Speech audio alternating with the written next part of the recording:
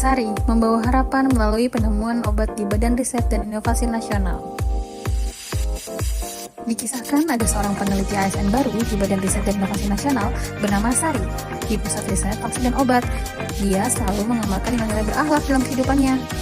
Suatu pagi di Cibinong, Sari sedang melihat perkembangan kasus kematian penyakit kanker di Indonesia. Sari termotivasi untuk bekerja lebih giat untuk dapat menemukan obat. Berita tadi cukup membebani pikiran Sari sebagai seorang yang selalu berorientasi pada pelayanan. Kemudian Sari bergegas untuk datang ke kantor lebih pagi untuk mempersiapkan rapat dan membahas tentang berita yang dibaca hari ini. Pagi Pak. Pagi, masih pagi sudah datang? Iya nih Pak, biar semangat kerjanya. Soalnya ada meeting nih mau bahas proyek riset. Oh begitu, baik ya. Mari Pak. Mari. Siang harinya di rapat pusat riset, Sari diperintahkan oleh ketua pusat riset untuk menulis proposal penelitian dan Sari diperintahkan untuk menjadi ketua. Saya harapkan semua kelompok riset yang ada di sini bisa berkontribusi pada pendanaan RIM ya. Mbak Anissa bisa menjadi ketua dan mengkoordinir anggotanya untuk mengajukan proposal di RIM. Gimana Mbak Anissa? Oh iya baik Bu, tapi kan di sini saya masih baru ya. Gimana ya, apakah saya bisa seperti itu? Ya, nggak apa-apa. Mbak Anissa kan juga sudah S3, jadi diharapkan Mbak Anissa bisa beradaptasi dengan teman-teman yang lainnya. Nantinya akan dibantu juga kok sama tim-tim yang lain untuk pelaksanaan RIM tersebut. Oh iya baik Bu, saya bersedia. Akan saya usahakan untuk mengerjakan yang terbaik. Sari yang masih merupakan pegawai baru namun memiliki sifat adaptif, dengan cepat Sari bersedia menerima perintah tersebut dan mulai merencanakan penulisan proposal penelitian. Keesokan harinya, Sari berencana melakukan eksperimen di laboratorium. Namun salah satu rekannya bertemu dengannya dan ingin menggunakan alat tanpa melalui prosedur yang benar. Namun karena Sari memiliki sifat akuntabel yang selalu bertanggung jawab, jujur dan berintegritas tinggi, Sari menolak dengan tegas dan mengajarkan ke rekannya untuk mengikuti prosedur. Mbak mau kemana? Mau ngelag Mbak? Ikut dong, saya juga mau ngamatin. Boleh nggak? Oh sudah ini isi Elsa? Belum Mbak? Oh gitu, jadi kalau Mbak mau pakai alat di lab, khususnya di genomik ini, Mbak harus daftar dulu di Elsa. Oh gitu ya? Nggak bisa sembarangan langsung ikut gitu Mbak. Oke, jadi saya daftar Elsa dulu ya Mbak ya? Iya betul, mau diajarin kan? Boleh, mau ya. Sebentar.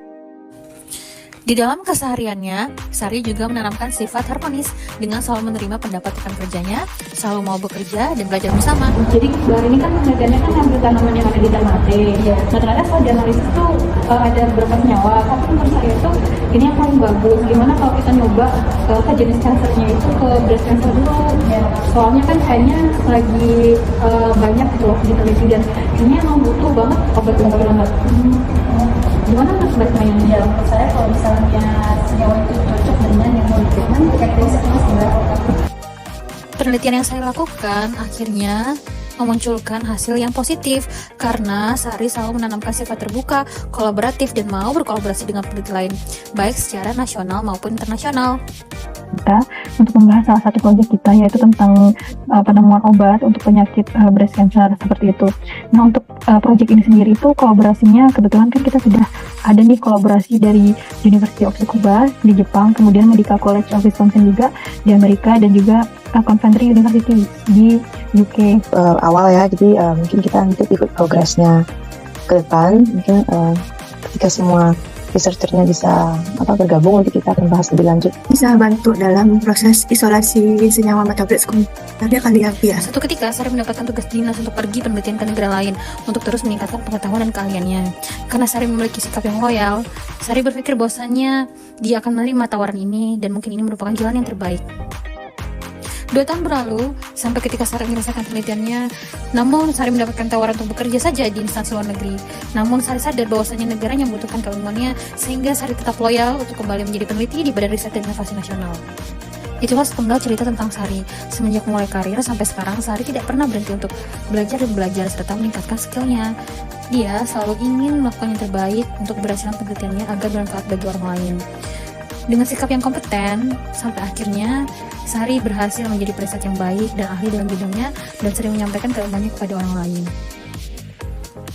Video ini mengilustrasikan betapa pentingnya sifat-sifat ASN yang baik, seperti yang dimiliki oleh Sari dalam menjalankan tugasnya sebagai peneliti di Badan Riset dan Inovasi Nasional.